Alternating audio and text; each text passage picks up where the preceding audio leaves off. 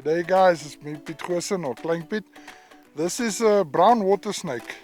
This species of snake we usually don't catch in people's houses, but what happens is, like you can see in the background here, we had a massive rain that come, and usually when water level starts to rise, they start going upwards. A couple of years ago we had a massive flood in Potchefstroom where the total mall was flooded, and then I started catching them at the Absa ATM, the tellers and all over. So what happens is the moment the water starts to rise, they want to get away.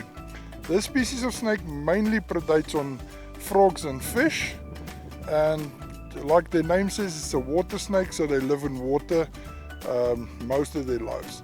They get much bigger than this. You'll see by they've got this eyes that not like normal snakes, because they live in the water. Their eyes are more protruded upwards on top of their heads. But yeah, it's a beautiful snake species and something we don't come across that often. I hope you guys enjoy.